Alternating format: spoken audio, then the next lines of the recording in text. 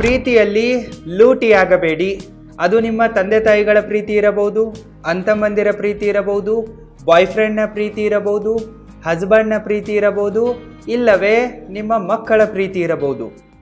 ಒಟ್ಟಿನಲ್ಲಿ ಪ್ರೀತಿಯಲ್ಲಿ ಲೂಟಿಯಾಗಬೇಡಿ. As a brother ಆಗಿ ಈ ಒಂದು ಫೈನಾನ್ಷಿಯಲ್ ಅಡ್ವೈಸನ್ನು ನಾನು ಎಲ್ಲ ವರ್ಕಿಂಗ್ ವುಮನ್ಗಳಿಗೆ ಹೇಳೋಕ್ಕೆ ಇಷ್ಟಪಡುವೆ. ಹೇಗೆ ಹುಡುಗಿಯರಲ್ಲಿ ಕೆಲವೊಂದಿಷ್ಟು ಜನ ಗೋಲ್ಡ್ ಡಿಗ್ಗರ್ಸ್ಗಳಿರ್ತಾರೋ ಅದೇ ರೀತಿ ಹುಡುಗರಲ್ಲೂ ಕೂಡ ಕೆಲವೊಂದಿಷ್ಟು ಜನ ಗೋಲ್ಡ್ ಬೆಗರ್ಸ್ಗಳಿರ್ತಾರೆ ಮತ್ತು ಸ್ಕರ್ಟ್ ಚೇಸರ್ಸ್ಗಳಿರ್ತಾರೆ.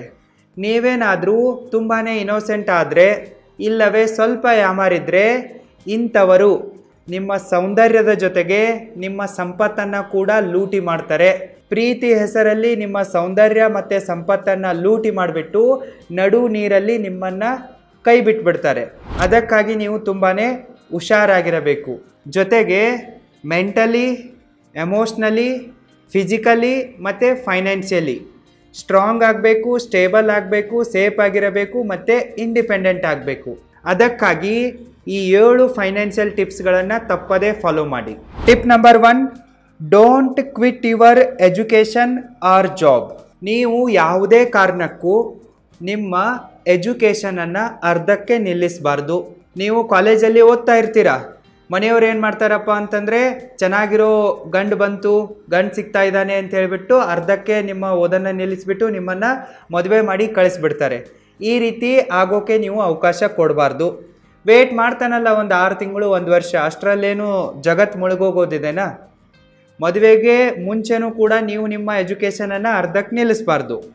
ಸಪೋಸ್ ನಿಂತೋಗಿದೆ ಅಂತಂದರೂ ಕೂಡ ಅಟ್ಲೀಸ್ಟ್ ನೀವು ಮದುವೆ ಆದಮೇಲಾದರೂ ಅದನ್ನು ಕಂಪ್ಲೀಟ್ ಮಾಡಿಕೊಳ್ಳಲೇಬೇಕು. ಮದುವೆ ಆಯಿತು ಅಂತ ಹೇಳಿಬಿಟ್ಟು ಗಂಡ ಶ್ರೀಮಂತನಿದ್ದಾನೆ ಅಂತ ಹೇಳಿಬಿಟ್ಟು ನೀವು ನಿಮ್ಮ ಜಾಬನ್ನು ಬಿಡೋಕ್ಕೆ ಹೋಗಬೇಡಿ. ಅದನ್ನು ಕಾಲು ಕಸ ಮಾಡಿ ಅದನ್ನು ದೂರ ತಳ್ಳೋಕ್ಕೆ ಹೋಗಬೇಡಿ. ನೀವು ಫೈನಾನ್ಷಿಯಲಿ ಸ್ಟ್ರಾಂಗು ಮತ್ತು ಇಂಡಿಪೆಂಡೆಂಟ್ ಆಗೋದು ತುಂಬಾ ಇಂಪಾರ್ಟೆಂಟ್ ಆಗಿದೆ. ಯಾಕಪ್ಪ ಅಂತಂದರೆ ಇವತ್ತಿನ ನಮ್ಮ ಸಮಾಜದಲ್ಲಿ ಎಲ್ಲರೂ ಕೂಡ ದುಡ್ಡಿಗೇ ಇಂಪಾರ್ಟೆನ್ಸನ್ನು ಕೊಡ್ತಾರೆ. ಒಂದು ವೇಳೆ ನಿಮ್ಮ ಹತ್ರ ದುಡ್ಡಿಲ್ಲ, ನೀವು ದುಡಿತಾ ಇಲ್ಲಪ್ಪ ಅಂತಂದರೆ ನಿಮ್ಮ ಗಂಡ ನಿಮ್ಮ ಶೋಷಣೆಯನ್ನು ಮಾಡ್ಬೋದು, ಇಲ್ಲವೇ ನಿಮ್ಮ ಗಂಡನ ಮನೆಯವರು, ನಿಮ್ಮ ಅತ್ತೆ ಮಾವ ನಿಮ್ಮನ್ನು ಶೋಷಣೆ ಮಾಡ್ಬೋದು, ನಿಮ್ಮನ್ನು ಕೀಳಾಗಿ ನಡೆಸಿಕೊಳ್ಬೋದು. ಇವತ್ತಿನ ಈ ನಮ್ಮ ಸಮಾಜದಲ್ಲಿ ಯಾರೂ ಕೂಡ ಹೌಸ್ ವೈಫ್ನ ಶ್ರಮವನ್ನು ಮತ್ತು ಸ್ಯಾಕ್ರಿಫೈಸನ್ನು ಐಡೆಂಟಿಫೈ ಮಾಡಲ್ಲ, ಅದಕ್ಕೆ ರೆಸ್ಪೆಕ್ಟ್ ಕೊಡಲ್ಲ ಮತ್ತು ಕ್ರೆಡಿಟನ್ನು ಕೂಡ ಕೊಡಲ್ಲ. ಅದಕ್ಕಾಗಿ ನೀವು ನಿಮ್ಮ ಎಜುಕೇಷನನ್ನು ಕೂಡ ಅರ್ಧಕ್ಕೆ ಬಿಡಬೇಡಿ, ಅದನ್ನು ಕಂಪ್ಲೀಟ್ ಮಾಡಿ ಮತ್ತು ನಿಮ್ಮ ಜಾಬನ್ನು ಬಿಡೋಕ್ಕೆ ಹೋಗ್ಬಿಡಿ. ಮದುವೆಯಾದ ನಂತರ ಸರಿಯಾಗಿ ಫ್ಯಾಮಿಲಿ ಪ್ಲ್ಯಾನಿಂಗನ್ನು ಮಾಡಿ ನಿಮ್ಮ ಹಸ್ಬೆಂಡ್ನ ಜೊತೆಗೆ ಸರಿಯಾಗಿ ಡಿಸ್ಕಷನ್ಗಳನ್ನು ಮಾಡಿಕೊಳ್ಳಿ. 2 ಮಕ್ಕಳನ್ನು ಮಾಡುವುದರ ಜೊತೆಗೆ ನಿಮ್ಮ ಪ್ರೊಫೆಷನನ್ನು ಕೂಡ ಕಂಟಿನ್ಯೂ ಮಾಡಿ. ಮಧ್ಯೆ ನಿಮಗೆ ಮ್ಯಾನೇಜ್ ಮಾಡೋಕ್ಕಾಗ್ತಾ ಇಲ್ಲಪ್ಪ ಅಂತಂದರೆ ಒಂದು 3-4 ವರ್ಷ ಬ್ರೇಕನ್ನು ತೆಗೆದುಕೊಳ್ಳಿ. ಯಾವಾಗ ನಿಮ್ಮ ಮಕ್ಕಳು ಸ್ವಲ್ಪ ದೊಡ್ಡವರಾಗ್ತಾರೋ ಆವಾಗ ಮತ್ತೆ ನಿಮ್ಮ ಜಾಬನ್ನು ಪ್ರೊಫೆಷನನ್ನು ಕಂಟಿನ್ಯೂ ಮಾಡಿ. ಫೈನಾನ್ಷಿಯಲಿ ಇಂಡಿಪೆಂಡೆಂಟ್ ಆಗಿ. ಇಲ್ಲಪ್ಪ ಅಂತಂದರೆ ಎಲ್ಲರೂ ನಿಮ್ಮ ಶೋಷಣೆಯನ್ನು ಮಾಡ್ತಾರೆ. ನಿಮ್ಮ ಗಂಡ ಸಹ ನಿಮ್ಮನ್ನು ಮನೆ ಕೆಲಸದವಳ ಥರ ಮತ್ತು ಸೆಕ್ಸ್ ಟಾಯ್ ಥರ ಬಳಸಿಕೊಳ್ತಾನೆ ಅಷ್ಟೇ. ನಿಮಗಲ್ಲಿ ರೆಸ್ಪೆಕ್ಟ್ ಸಿಗತ್ತೆ ಅನ್ನೋದಕ್ಕೆ ಯಾವುದೇ ಗ್ಯಾರಂಟಿ ಇರಲ್ಲ. ನೀವು ಫೈನಾನ್ಷಿಯಲಿ ಇಂಡಿಪೆಂಡೆಂಟ್ ಆದಷ್ಟು ನಿಮಗೆ ಒಳ್ಳೆಯದಿದೆ. Tip number 2, open individual and joint bank accounts. ಯಾವಾಗ ನೀವು ದುಡಿಯೋಕೆ ಶುರು ಮಾಡ್ತಿರೋ ಆವಾಗ ನೀವು ನಿಮ್ಮದೇ ಆದಂತಹ ಒಂದು ಇಂಡಿವಿಜುವಲ್ ಸೇವಿಂಗ್ ಬ್ಯಾಂಕ್ ಅಕೌಂಟನ್ನು ಶುರು ಮಾಡಲೇಬೇಕು. ಮತ್ತು ನಿಮ್ಮ ದುಡ್ಡಿರತ್ತಲ್ಲ ಅದನ್ನು ನೀವೇ ಸ್ವತಃ ಮ್ಯಾನೇಜ್ ಮಾಡಬೇಕು. ನಿಮಗೆ ಜಾಬ್ ಸಿಕ್ಕಿದೆ ಅಂತಂದಾಗ ನಿಮ್ಮ ಬ್ರದರ್ಗೋ ಇಲ್ಲವೇ ಸಿಸ್ಟರ್ಗೋ ನಿಮ್ಮ ಪೇರೆಂಟ್ಸ್ಗಳಿಗೋ ಮ್ಯಾನೇಜ್ ಮಾಡೋಕ್ಕೆ ಕೊಡಲ್ಲ. ಮುಂದೆ ಮದುವೆ ಆದ ತಕ್ಷಣ ಹಸ್ಬೆಂಡಿಗೆ ನೀನೇ ಮ್ಯಾನೇಜ್ ಮಾಡು ಅಂಥೇಳಿ ನಿಮ್ಮ ಫೈನಾನ್ಸನ್ನು ಕೊಡೋದಲ್ಲ. ಇದು ಸ್ಟುಪಿಡಿಟಿ ಆಗಿದೆ. ನೀವು ದುಡಿತಾ ಇದ್ದೀರಾ ಅಂತಂದರೆ ನಿಮ್ಮ ಫೈನಾನ್ಸನ್ನು ನೀವೇ ಮ್ಯಾನೇಜ್ ಮಾಡೋದನ್ನು ಕಲಿಬೇಕು. ಅದಕ್ಕಾಗಿ ನಿಮ್ಮ ಹೆಸರಿನಲ್ಲಿ ಇಂಡಿವಿಜುವಲ್ ಬ್ಯಾಂಕ್ ಅಕೌಂಟನ್ನು ಶುರು ಮಾಡಿ.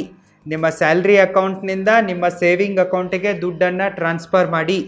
ಮತ್ತು ನಿಮ್ಮ ಏನು UPI ID ಇರುತ್ತಲ್ಲ, ಫೋನ್ಪೇ ಇರ್ಬೋದು, ಗೂಗಲ್ ಪೇ ಇರ್ಬೋದು, Paytm ಇರ್ಬೋದು, ನೆಟ್ ಬ್ಯಾಂಕಿಂಗ್ ಇರ್ಬೋದು, ಅದನ್ನು ನೀವೇ ನಿಮ್ಮ ಹೆಸರಲ್ಲೇ ನಿಮ್ಮ ಅಕೌಂಟ್ನ ಜೊತೆಗೇ ಲಿಂಕ್ ಮಾಡಿ ಓಪನ್ ಮಾಡಿ ಮತ್ತು ನೀವೇ ಖುದ್ದಾಗಿ ಅದನ್ನು ಮ್ಯಾನೇಜ್ ಮಾಡಿ. ಅದರ ಎಲ್ಲ ಕಂಟ್ರೋಲು ಪಾಸ್ವರ್ಡು ನಿಮ್ಮ ಹತ್ರನೇ ಇರಬೇಕು.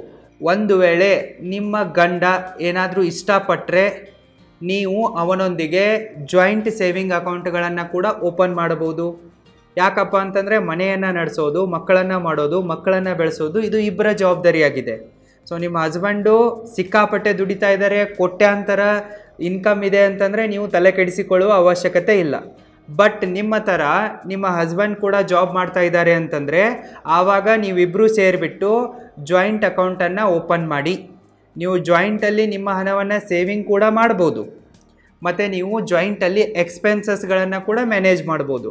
ಉದಾಹರಣೆಗಾಗಿ ನಿಮ್ಮ ಮನೆಯ ರೆಂಟ್ ಇರಬಹುದು, ಇಲ್ಲವೇ ನಿಮ್ಮ ಹೋಮ್ ಲೋನಿನ EMI ಇರಬಹುದು, ಕಾರ್ ಲೋನಿನ EMI ಇರಬಹುದು, ಮನೆಯಲ್ಲಿ ಗ್ರಾಸರಿಗಳನ್ನು ತರಬೇಕು ಅದರ ಖರ್ಚಿರಬಹುದು, ಮತ್ತು ಮನೆಯನ್ನು ನಡೆಸೋಕೆ ಏನೇನೆಲ್ಲ ಖರ್ಚುಗಳನ್ನು ಮಾಡಬೇಕಾಗತ್ತಲ್ಲ, ಬಟ್ಟೆ ಇರ್ಬೋದು, ನೀರಿರ್ಬೋದು, ಎಲೆಕ್ಟ್ರಿಸಿಟಿ ಬಿಲ್ ಇರ್ಬೋದು, ವೈಫೈ ಬಿಲ್ ಇರ್ಬೋದು, ಫರ್ನಿಚರ್ ಇರ್ಬೋದು, ಇವುಗಳೆಲ್ಲವನ್ನು ನೀವು ಸರಿಯಾಗಿ ಜಾಯಿಂಟ್ ಅಕೌಂಟ್ನಿಂದಲೇ ಖರ್ಚು ಮಾಡ್ಬೋದು. ನಿಮ್ಮ ಮಕ್ಕಳಿಗಾಗಿ ಖರ್ಚು ಮಾಡುವಾಗಲೂ ಕೂಡ ನೀವು ನಿಮ್ಮ ಜಾಯಿಂಟ್ ಅಕೌಂಟನ್ನು ಯೂಸ್ ಮಾಡ್ಬೋದು. ಈ ರೀತಿ ನಿಮ್ಮ ಮನಿಯನ್ನು ಸರಿಯಾಗಿ ಮ್ಯಾನೇಜ್ ಮಾಡುವುದಕ್ಕಾಗಿ ಇಂಡಿವಿಜುವಲ್ ಅಕೌಂಟನ್ನು ಮತ್ತು ಜಾಯಿಂಟ್ ಅಕೌಂಟ್ಗಳನ್ನು ತಪ್ಪದೇ ಓಪನ್ ಮಾಡಿ. Tip number 3, protect your self legally. ಮದುವೆ ಆಗ್ತಾ ಇದ್ದಂತೆಯೇ ನಿಮ್ಮನ್ನು ನೀವು ಸರಿಯಾಗಿ ಲೀಗಲಿ ಪ್ರೊಟೆಕ್ಟ್ ಮಾಡ್ಕೊಳ್ಳಿ. ನಿಮ್ಮ ಮ್ಯಾರೇಜನ್ನು ಲೀಗಲಿ ರಿಜಿಸ್ಟರ್ ಮಾಡಿಸಿ. ಎಷ್ಟೋ ಜನ ಅರೇಂಜ್ ಮ್ಯಾರೇಜ್ ಆಗಿರ್ತಾರೆ, ಅದನ್ನು ಅವರು ಮರ್ತೇ ಬಿಟ್ಟಿರ್ತಾರೆ. ಅವರು ತಮ್ಮ ಮ್ಯಾರೇಜನ್ನು ಎಲ್ಲೂ ಕೂಡ ಲೀಗಲಾಗಿ ರಿಜಿಸ್ಟರು ಮಾಡಲ್ಲ, ಅವ್ರ ಹತ್ರ ಮ್ಯಾರೇಜ್ ಸರ್ಟಿಫಿಕೇಟ್ ಕೂಡ ಇರಲ್ಲ. ಮುಂದೆ ಜಗಳ ಆಗಿಬಿಡತ್ತೆ, ಡೈವರ್ಸ್ ಆಗಿಬಿಡತ್ತೆ. ಆವಾಗ ಗಂಡ ಅಂತಾನೆ ಇವಳನ್ನು ನಾನು ಮದುವೆನೇ ಆಗಿಲ್ಲ. ಕೆಲವೊಂದಿಷ್ಟು ಜನರ ಮದುವೆಯಲ್ಲಿ ಫೋಟೋಸ್ಗಳನ್ನು ಕೂಡ ತಗೊಂಡಿರಲ್ಲ, ವಿಡಿಯೋಸ್ಗಳನ್ನು ಕೂಡ ತಗೊಂಡಿರಲ್ಲ. ಇನ್ನು ಲವ್ ಮ್ಯಾರೇಜ್ ಆದವರು ಎಲ್ಲೋ ದೇವಸ್ಥಾನದಲ್ಲಾದೆ ಹಿಂಗೂ ಕೂಡ ಮಾಡಿರ್ತಾರೆ. ಅದಕ್ಕಾಗಿ ನೀವು ಲವ್ ಮ್ಯಾರೇಜ್ ಆದರೂ ಆಗಿ, ಅರೇಂಜ್ ಮ್ಯಾರೇಜ್ ಆದರೂ ಆಗಿ, ಕಂಪಲ್ಸರಿಯಾಗಿ ನಿಮ್ಮ ಮದುವೆಯನ್ನು ರಿಜಿಸ್ಟರ್ ಮಾಡಿಸಿ ಮ್ಯಾರೇಜ್ ಸರ್ಟಿಫಿಕೇಟನ್ನು ತೆಗೆದುಕೊಳ್ಳಿ. ಇದು ನಿಮ್ಮ ಸೇಫ್ಟಿಗಂತಾನೇ ಇದೆ. ಮುಂದೆ ಮದುವೆ ಆದ ನಂತರ ನಿಮಗೆ ಅವಶ್ಯಕತೆ ಇದೆ ಅಂತಂದರೆ ನಿಮ್ಮ ಆಧಾರ್ ಕಾರ್ಡ್ನಲ್ಲಿ ಹೊಸ ಅಡ್ರೆಸ್ಸನ್ನು ಅಪ್ಡೇಟ್ ಮಾಡಿ. ನಿಮಗೆ ನೇಮ್ ಚೇಂಜ್ ಮಾಡಿಸ್ಬೇಕಂತ ಅನಿಸಿದರೆ ನೇಮ್ ಚೇಂಜ್ ಮಾಡ್ಕೊಳ್ಳಿ. ಮತ್ತು ನಿಮ್ಮ ರೇಷನ್ ಕಾರ್ಡ್ ಇರುತ್ತಲ್ಲ ಅದರಲ್ಲಿ ಕಂಪಲ್ಸರಿಯಾಗಿ ನಿಮ್ಮ ಹೆಸರನ್ನು ಸೇರಿಸಿ. ಮುಂದೆ ವೋಟರ್ ಕಾರ್ಡ್ ಬರುತ್ತೆ, ಅದರಲ್ಲೂ ಕೂಡ ನಿಮ್ಮ ಹೆಸರನ್ನು ಸರಿಯಾಗಿ ಅಪ್ಡೇಟ್ ಮಾಡ್ಕೊಳ್ಳಿ. ಎಲ್ಲ ಡಾಕ್ಯುಮೆಂಟ್ಗಳನ್ನು ಸರಿಯಾಗಿಟ್ಕೊಳ್ಳಿ. ಮುಂದೆ ನೀವೇನಾದರೂ ನಿಮ್ಮ ಗಂಡನಿಗೆ ಮನೆಯನ್ನು ತೆಗೆದುಕೊಳ್ಳೋಕೆ, ಕಾರನ್ನು ತೆಗೆದುಕೊಳ್ಳೋಕೆ, ಪ್ರಾಪರ್ಟಿಯನ್ನು ತೆಗೆದುಕೊಳ್ಳೋಕೆ ನಿಮ್ಮ ದುಡ್ಡನ್ನು ಕೊಟ್ರಿಯಪ್ಪ ಅಂತಂದರೆ ಅದರಲ್ಲೂ ಕೂಡ ನಿಮ್ಮ ಹೆಸರನ್ನು ಪ್ರೊಟೆಕ್ಟ್ ಮಾಡ್ಕೊಳ್ಳಿ. ಇಲ್ಲ ನಿಮ್ಮ ಗಂಡ ನನ್ನ ಹೆಸರಲ್ಲೇ ಎಲ್ಲ ಮಾಡುವೆ ಅಂತಂದರೆ ಅವನಿಗೆ ಮಾಡೋಕ್ಕೆ ಕೊಡಿ. ಜಗಳ ಆಡಿಕೊಂಡು ರಿಲೇಷನ್ಶಿಪ್ಗಳನ್ನ ಕೆಡಿಸ್ಕೊಳ್ಳೋಕೆ ಹೋಗಬೇಡಿ. ಇಲ್ಲ ನಿಮ್ಮ ಹೆಸರಲ್ಲೇ ಮನೆ ತಗೊಳ್ಕೊಳ್ಳೋಕೆ, ಕಾರನ್ನು ತೆಗೆದುಕೊಳ್ಳೋಕೆ, ಪ್ರಾಪರ್ಟಿಯನ್ನು ತೆಗೆದುಕೊಳ್ಳೋಕೆ ನಿಮ್ಮ ಗಂಡ ಅಲೋವ್ ಮಾಡಿದರೆ ಪ್ರಾಬ್ಲಮ್ಮೇ ಇಲ್ಲ. ಒಟ್ಟಿನಲ್ಲಿ ನಿಮ್ಮ ದುಡ್ಡು ಅಲ್ಲಿ ಹೋಗ್ತಾ ಇದೆ ಅಂತಂದರೆ ನೀವು ಅವರಿಗೆ ದುಡ್ಡನ್ನು ಕೊಟ್ಟಿದ್ದೀರಿ ಅವುಗಳನ್ನು ಖರೀದಿ ಮಾಡೋಕ್ಕೆ, ಅಸೆಟ್ಗಳನ್ನ ಬಿಲ್ಡ್ ಮಾಡೋಕ್ಕೆ ಅನ್ನೋದನ್ನು ರಿಕಾರ್ಡ್ ಇಟ್ಕೊಳ್ಳಿ. ನೀವು ಅವರಿಗೆ ಆನ್ಲೈನ್ ಪೇಮೆಂಟ್ಗಳನ್ನು ಮಾಡಿ, ಇಲ್ಲವೇ RTGS ಮಾಡಿ, ಮತ್ತು ಅದರ ಬ್ಯಾಂಕ್ ಸ್ಟೇಟ್ಮೆಂಟು, ಎವಿಡೆನ್ಸು, ರೆಸಿಪ್ಟು ಏನೇನೆಲ್ಲ ಇರ್ತಾವಲ್ಲ ಅದನ್ನು ನಿಮ್ಮ ಹತ್ರ ಸೇಫಾಗಿಟ್ಕೊಳ್ಳಿ. ಒಟ್ಟಿನಲ್ಲಿ ನಿಮ್ಮ ಎಲ್ಲ ಡಾಕ್ಯುಮೆಂಟ್ಸ್ಗಳನ್ನು ಕ್ಲಿಯರಾಗಿಟ್ಕೊಳ್ಳಿ, ಸೇಫಾಗಿಟ್ಕೊಳ್ಳಿ. 2-3 ಸಟ್ಟು ಕಾಪಿ ಮಾಡ್ಕೊಂಡು ಇಟ್ಕೊಳ್ಳಿ. ಲೀಗಲಿ ಎನಿ ಟೈಮ್ ನಿಮ್ಮನ್ನು ನೀವು ಪ್ರೊಟೆಕ್ಟ್ ಮಾಡ್ಕೊಳ್ಳಿ. Tip number 4, build your safety net. ನೀವು ಹೆಂಡತಿಯಾಗಿ ಯಾವ ಯಾವ ಜವಾಬ್ದಾರಿಗಳನ್ನು ನಿಭಾಯಿಸಬೇಕೋ ಅವುಗಳನ್ನೆಲ್ಲವನ್ನು ಅಚ್ಚುಕಟ್ಟಾಗಿ ನಿಭಾಯಿಸಿ. ಮತ್ತು ನಿಮ್ಮ ಗಂಡನಿಗೆ ಅವನ ಜವಾಬ್ದಾರಿಗಳನ್ನು ನಿಭಾಯಿಸೋಕೆ ಹೇಳಿ. ಅವನನ್ನು ಬ್ಲೈಂಡ್ಲಿ ನಂಬಕ್ಕೆ ಹೋಗಬೇಡಿ. ಅವನಿಗೆ ಪ್ರೀತಿಯನ್ನು ತೋರಿಸಿ, ಅವನಿಗೆ ಸಪೋರ್ಟ್ ಮಾಡಿ, ಅವನ ಜಾಬಿಗೆ, ಪ್ರೊಫೆಷನಿಗೆ, ಬಿಸ್ನೆಸ್ಸಿಗೆ ಹೆಲ್ಪ್ ಮಾಡಿ, ಅವನ ಜೊತೆ ಸೇರಿ ದುಡಿರಿ. ಆದರೂ ಕೂಡ ಅವನನ್ನು ಕಂಟ್ರೋಲ್ನಲ್ಲಿಟ್ಕೊಳ್ಳಿ. ಹಾಗೆ ಬೇಕಾಬಿಟ್ಟು ಬಿಡೋಕ್ಕೆ ಹೋಗಬೇಡಿ. ಮತ್ತು ನಿಮ್ಮ ಸೇಫ್ಟಿ ನೆಟ್ಟನ್ನು ಇದರ ಜೊತೆಗೆ ಬಿಲ್ಡ್ ಮಾಡಿ. ನಿಮ್ಮ ಗಂಡ ಎಮರ್ಜೆನ್ಸಿ ಫಂಡನ್ನು ಬಿಲ್ಡ್ ಮಾಡ್ತಾರೆ, ಫ್ಯಾಮಿಲಿ ಹೆಲ್ತ್ ಇನ್ಶೂರೆನ್ಸನ್ನು ತೆಗೆದುಕೊಳ್ತಾರೆ, ಅವರ ಹೆಲ್ತ್ ಇನ್ಶೂರೆನ್ಸನ್ನು ತೆಗೆದುಕೊಳ್ತಾರೆ. ಅದು ಅವರ ಕರ್ತವ್ಯ, ಅದನ್ನು ಅವರು ಮಾಡೇ ಮಾಡ್ತಾರೆ. ಇದರ ಜೊತೆಗೆ ನೀವು ಕೂಡ ದುಡಿತಾ ಇದ್ದೀರಾ, ಹಣ ಸಂಪಾದನೆ ಮಾಡ್ತಾ ಇದ್ದೀರಾ ಅಂತಂದರೆ ನಿಮ್ಮ ಫೈನಾನ್ಷಿಯಲ್ ರೆಸ್ಪಾನ್ಸಿಬಿಲಿಟಿಗಳನ್ನು ಕೂಡ ನೀವೇ ನೋಡ್ಕೊಳ್ಳಿ. ಮುಂದೆ ವಯಸ್ಸಾದಾಗ ನಿಮ್ಮ ಗಂಡನ ಜೊತೆಗೆ ನಿಮ್ಮ ಮಕ್ಕಳಿಗೂ ಕೂಡ ಬರ್ಡನ್ ಆಗೋಕ್ಕೆ ಹೋಗ್ಬೇಡಿ. ನಿಮ್ಮದೇ ಆದಂತಹ ಸೆಪ್ರೇಟ್ ಎಮರ್ಜೆನ್ಸಿ ಫಂಡನ್ನು ಬಿಲ್ಡ್ ಮಾಡಿ. ನಿಮ್ಮ ಹತ್ರ 1 ವರ್ಷದ ಸೇವಿಂಗ್ ಇರಲೇಬೇಕು. 1 ವರ್ಷಕ್ಕಾಗುವಷ್ಟು ಖರ್ಚನ್ನು ನೀವು ಸೆಪ್ರೇಟಾಗಿ ಲಿಕ್ವಿಡ್ ಫಾರ್ಮ್ನಲ್ಲಿ ನಿಮ್ಮ ಸೇವಿಂಗ್ ಅಕೌಂಟ್ನಲ್ಲಿ ಇಡಬೇಕು. ನಿಮ್ಮ ಗಂಡ ಇಟ್ಟಿರ್ತಾರೆ ಎಮರ್ಜೆನ್ಸಿ ಫಂಡು, ಅದು ಅವ್ರ ಜವಾಬ್ದಾರಿ, ಅವರನ್ನು ಬಿಡಿ. ನೀವೇನು ಮಾಡ್ತಾ ಇದ್ದೀರಾ ಅನ್ನೋದನ್ನಷ್ಟೇ ನೋಡಿ. ನೀವು ಸೆಪ್ರೇಟಾಗಿಡಿ. ಮತ್ತು ನಿಮ್ಮ ಗಂಡನ ಜೊತೆಗೆ ನಿಮ್ಮ ಜಾಯಿಂಟ್ ಹೆಲ್ತ್ ಇನ್ಶೂರೆನ್ಸ್ ಇದ್ದರೂ ಕೂಡ ನೀವೊಂದು ಸೆಪ್ರೇಟ್ ಆಗಿರುವ ಹೆಲ್ತ್ ಇನ್ಶೂರೆನ್ಸ್ ಪಾಲಿಸಿಯನ್ನು ಖರೀದಿ ಮಾಡಿ. ಮತ್ತು ನೀವು ದುಡಿತಾ ಇದ್ದೀರಾ ಅಂತಂದರೆ ನಿಮ್ಮದೇ ಆದಂತಹ ಸೆಪ್ರೇಟ್ ಆಗಿರುವ ಟರ್ಮ್ ಲೈಫ್ ಇನ್ಶೂರೆನ್ಸನ್ನು ಖರೀದಿ ಮಾಡಿ. ಉದಾಹರಣೆಗಾಗಿ LIC ಪಾಲಿಸಿ. ಈ ರೀತಿ ನೀವು ನಿಮ್ಮ ಸೇಫ್ಟಿ ನೆಟ್ಟನ್ನು ಬಿಲ್ಡ್ ಮಾಡಿ. Tip number 5, start investments for you. ನೀವು ನಿಮಗಾಗಿ ಇನ್ವೆಸ್ಟ್ ಮಾಡೋದನ್ನು ಶುರು ಮಾಡಿ. ಮೊದಲು ನಿಮ್ಮ ಹೆಲ್ತ್ನ ಮೇಲೆ ಇನ್ವೆಸ್ಟ್ ಮಾಡಿ, ಅದಾದ ನಂತರ ನಿಮ್ಮ ಸ್ಕಿಲ್ಗಳ ಮೇಲೆ ಇನ್ವೆಸ್ಟ್ ಮಾಡಿ, ನಿಮ್ಮ ಡ್ರೀಮ್ಸ್ಗಳ ಮೇಲೆ ಇನ್ವೆಸ್ಟ್ ಮಾಡಿ. ಒಂದು ವೇಳೆ ನಿಮಗೇನಾದರೂ ನಿಮ್ಮದೇ ಆದಂತಹ ಒಂದು ಸ್ವಂತ ಯೂಟ್ಯೂಬ್ ಚಾನಲನ್ನು ಕ್ರಿಯೇಟ್ ಮಾಡಿಬಿಟ್ಟು ಅದನ್ನು ಮೊನೆಟೈಸ್ ಮಾಡಿ ಮನೆಯಿಂದಲೇ ಲಕ್ಷಗಟ್ಟಲೆ ದುಡಿಯುವ ಆಸೆ ಇದ್ದರೆ, ನಿಮ್ಮ ನಾಲೆಜನ್ನು ಜಗತ್ತಿನೊಂದಿಗೆ ಶೇರ್ ಮಾಡಿಕೊಳ್ಳುವ ಆಸೆ ಇದ್ದರೆ ಈಗಲೇ ನೀವು roaringfilmschool.comಗೆ ವಿಸಿಟ್ ಮಾಡಿ ಮತ್ತು ನನ್ನ ಆನ್ಲೈನ್ ಯೂಟ್ಯೂಬ್ ಕ್ರಿಯೇಟರ್ ಕೋರ್ಸಿಗೆ ಜಾಯ್ನ್ ಆಗಿ. ಲಿಂಕ್ ಈ ವಿಡಿಯೋದ ಡಿಸ್ಕ್ರಿಪ್ಷನ್ ಬಾಕ್ಸಲ್ಲೂ ಕೂಡ ಇದೆ, ಚೆಕ್ ಮಾಡಿ. ನೀವು ನಿಮ್ಮ ಹೆಲ್ತ್ನ ಮೇಲೆ, ಎಜುಕೇಷನ್ನ ಮೇಲೆ, ಸ್ಕಿಲ್ಗಳ ಮೇಲೆ, ಡ್ರೀಮ್ಸ್ಗಳ ಮೇಲೆ ಹಣವನ್ನು ಇನ್ವೆಸ್ಟ್ ಮಾಡಿದ ನಂತರ ನೀವು ನಿಮ್ಮ ಗ್ರೋತ್ಗಾಗಿ ಮತ್ತು ರಿಟೈರ್ಮೆಂಟ್ಗಾಗಿ ಹಣವನ್ನು ಇನ್ವೆಸ್ಟ್ ಮಾಡೋಕ್ಕೆ ಶುರು ಮಾಡಿ. ರಿಟೈರ್ಮೆಂಟ್ ಕೂಡ ನಿಮ್ಮ ಪ್ರಯಾರಿಟಿ ಲಿಸ್ಟಲ್ಲಿ ಇರಲೇಬೇಕು. ಅದಕ್ಕಾಗಿ ನೀವು PPF ಅಕೌಂಟನ್ನು ಓಪನ್ ಮಾಡಿ ಅದರಲ್ಲಿ ಇನ್ವೆಸ್ಟ್ಮೆಂಟ್ ಮಾಡ್ಬೋದು. ಗೋಲ್ಡ್ನಲ್ಲಿ ಇನ್ವೆಸ್ಟ್ಮೆಂಟ್ ಮಾಡಲೇಬೇಕು. ನೀವು ಹೆಣ್ಮಕ್ಕಳಾಗಿದ್ದೀರಾ ಅಂತಂದರೆ ನಿಮಗೆ ಗೋಲ್ಡ್ ಇಷ್ಟನೂ ಇರುತ್ತೆ, ಅದರಲ್ಲಿ ಇನ್ವೆಸ್ಟ್ ಮಾಡಿ ಸರಿಯಾಗಿ. ರಿಯಲ್ ಎಸ್ಟೇಟ್ನಲ್ಲಿ ಇನ್ವೆಸ್ಟ್ಮೆಂಟ್ ಮಾಡ್ಬೋದು ನೀವು. ಜೊತೆಗೆ ಸ್ಟಾಕ್ ಮಾರ್ಕೆಟ್ನಲ್ಲಿ ಇನ್ವೆಸ್ಟ್ಮೆಂಟ್ ಮಾಡ್ಬೋದು, ಬಿಸ್ನೆಸ್ಸಲ್ಲಿ ಇನ್ವೆಸ್ಟ್ಮೆಂಟ್ ಮಾಡ್ಬೋದು, ನಮ್ಮಂತಹ ಸ್ಟಾರ್ಟಪ್ಗಳಲ್ಲಿ ಇನ್ವೆಸ್ಟ್ಮೆಂಟ್ ಮಾಡ್ಬೋದು.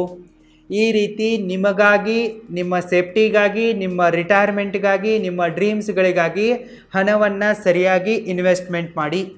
ಮತ್ತು ಇಷ್ಟೆಲ್ಲ ಇನ್ವೆಸ್ಟ್ಮೆಂಟ್ಗಳು ನಿಮ್ಮ ಹೆಸರಿಂದಲೇ ಮಾಡಿ. ನೀವು ಸ್ವತಃ ಖುದ್ದಾಗಿ ನಿಮ್ಮದೇ ಆದಂತಹ demat account, bank account, investment ಅಕೌಂಟ್ಗಳನ್ನು ಓಪನ್ ಮಾಡಿ ಮತ್ತು ಎಲ್ಲ ಇನ್ವೆಸ್ಟ್ಮೆಂಟ್ಗಳನ್ನು ನಿಮ್ಮ ಹೆಸರಲ್ಲೇ ಮಾಡಿ. ಮುಂದೆ ಏನಾದರೂ ಆದರೆ ನನ್ನ ಗಂಡ ಕಾಳಜಿ ವಹಿಸ್ತಾರೆ, ನನ್ನ ಮಕ್ಕಳು ಕಾಳಜಿ ವಹಿಸ್ತಾರೆ ಅನ್ನೋ ಭ್ರಮೆಯಲ್ಲಿ ಇರೋಕ್ಕೆ ಹೋಗಬೇಡಿ. ಈ ಕಾಲ ಯಾವಾಗ ಯಾರಿಗೆ ಯಾವ ರೀತಿಯಾದ ದುರ್ಬುದ್ಧಿ ಕೊಡುತ್ತೆ, ನಿಮ್ಮ ಗಂಡ ಹೇಗೆ ಉಲ್ಟಾ ಹೊಡಿತಾರೆ, ನಿಮಗೆ ಮೋಸ ಮಾಡಿ ಬಿಟ್ಟು ಹೋಗ್ತಾರೆ, ಹೇಗೆ ನಿಮ್ಮ ಮಕ್ಕಳು ನಿಮ್ಮನ್ನು ತಾಸ್ತಾರದಿಂದ ನೋಡ್ತಾರೆ ಅಂಥೇಳಿ ಯಾರಿಗೂ ಹೇಳಕ್ಕೆ ಬರಲ್ಲ. ಅದಕ್ಕಾಗಿ ನಿಮ್ಮ ಸೇಫ್ಟಿಯನ್ನು ನೀವೇ ನೋಡ್ಕೊಳ್ಳಿ, ನಿಮಗಾಗಿ ಇನ್ವೆಸ್ಟ್ಮೆಂಟ್ಗಳನ್ನು ಮಾಡಿ. Tip number 6, take tax benefits. ನೀವು ನಿಮಗೆ ಸಿಗ್ತಾ ಇರುವ ಟ್ಯಾಕ್ಸ್ ಬೆನಿಫಿಟ್ಸ್ಗಳ ಬಗ್ಗೆ ಸರಿಯಾಗಿ ಅರ್ಥ ಮಾಡ್ಕೋಬೇಕು. ನಮ್ಮ ಸರ್ಕಾರ ಮಹಿಳಾ ಸಬಲೀಕರಣಕ್ಕಾಗಿ ಬಹಳಷ್ಟು ಯೋಜನೆಗಳನ್ನು ಕೂಡ ಶುರು ಮಾಡಿದೆ ಮತ್ತು ಟ್ಯಾಕ್ಸ್ ಬೆನಿಫಿಟ್ಸ್ಗಳನ್ನು ಕೂಡ ಕೊಡ್ತಾ ಇದೆ. ಇದರ ಸದುಪಯೋಗವನ್ನು ನೀವು ಪಡೆದುಕೊಳ್ಳಲೇಬೇಕು. ಉದಾಹರಣೆಗಾಗಿ ಹೇಳಬೇಕಪ್ಪ ಅಂತಂದರೆ, ಸಪೋಸ್ ನೀವೇನಾದರೂ ನಿಮ್ಮ ಹೆಸರಲ್ಲಿ ಪ್ರಾಪರ್ಟಿಯನ್ನು ಖರೀದಿ ಮಾಡಿದರೆ, ಮನೆ ಇರಬಹುದು, ಜಮೀನು ಇರಬಹುದು, ಅದರ ಟೈಟಲ್ ರಿಜಿಸ್ಟ್ರಿ ಇರುತ್ತಲ್ಲ, ರಿಜಿಸ್ಟ್ರೇಷನ್ ಚಾರ್ಜಸ್ಸು, ಸ್ಟ್ಯಾಂಪ್ ಡ್ಯೂಟಿ, ಇದರಲ್ಲಿ ನಿಮಗೆ ಬೆನಿಫಿಟ್ ಸಿಗ್ತವೆ ಮತ್ತು ಡಿಡಕ್ಷನ್ಗಳು ಕೂಡ ಸಿಗ್ತವೆ. ಇದರ ಬಗ್ಗೆ ನೀವು ಅವೇರ್ ಆಗಿರಬೇಕು.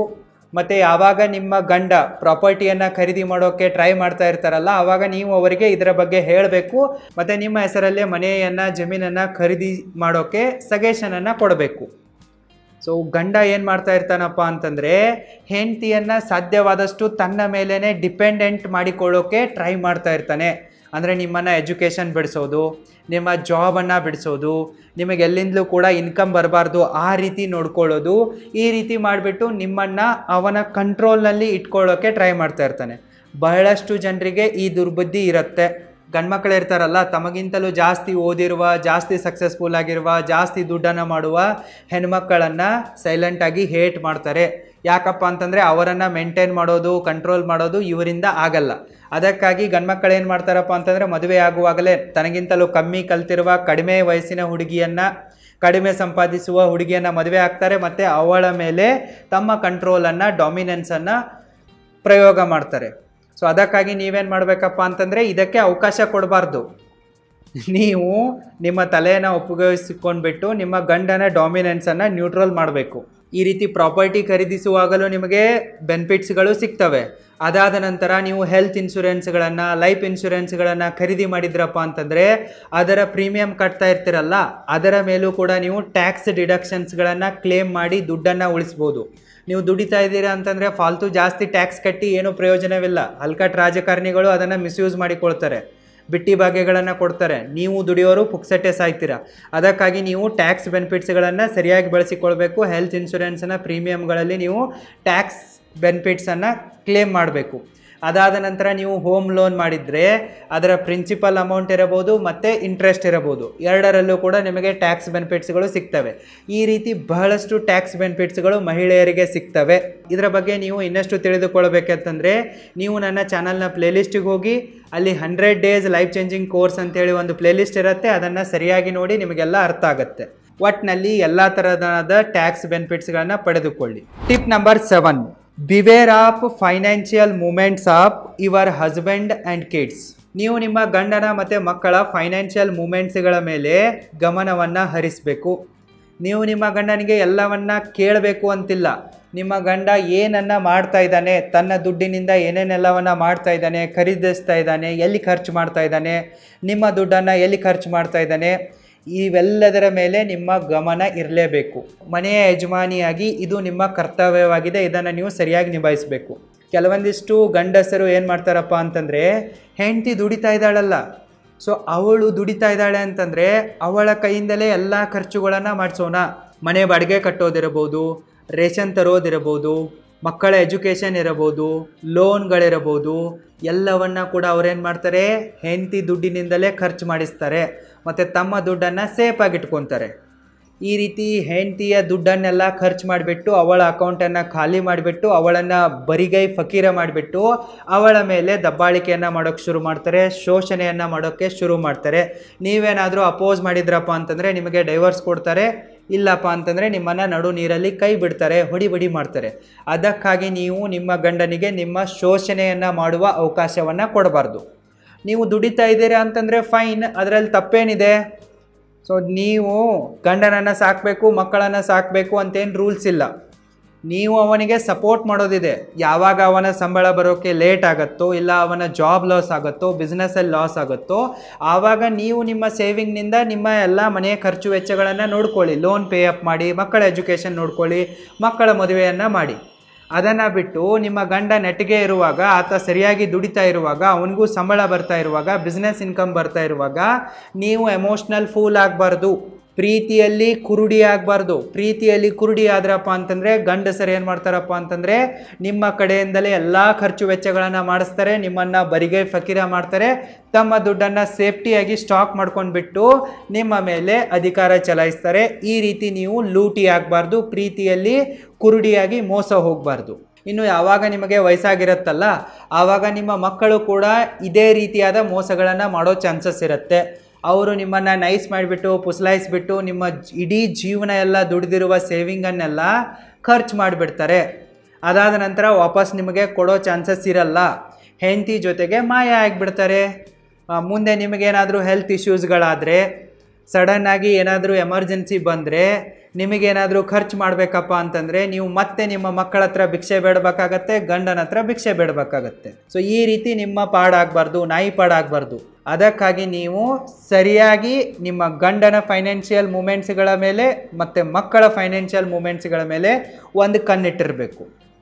ಯಾರಿಗೂ ಕೂಡ ನಿಮಗೆ ದ್ರೋಹ ಮಾಡುವ ಅವಕಾಶವನ್ನು ನೀವು ಕೊಡಬಾರ್ದು. ಕುರುಡಿ ಆಗಬಾರ್ದು, ನೀವು ಲೂಟಿ ಆಗಬಾರ್ದು. ಅದಕ್ಕಾಗಿ ನೀವು ನಿಮ್ಮ ಗಂಡ, ಮಕ್ಕಳು, ರಿಲೇಟಿವ್ಸ್ಗಳ ಜೊತೆಗೆ ಸರಿಯಾಗಿರುವ ಬೌಂಡ್ರಿಗಳನ್ನು ಸೆಟ್ ಮಾಡಬೇಕು. ಈ 7 ಟಿಪ್ಸ್ಗಳನ್ನು ಫಾಲೋ ಮಾಡಿ ಮತ್ತು ಎನಿ ಟೈಮ್ ಸೇಫ್ ಆಗಿರಿ. All the very best and thank you so much.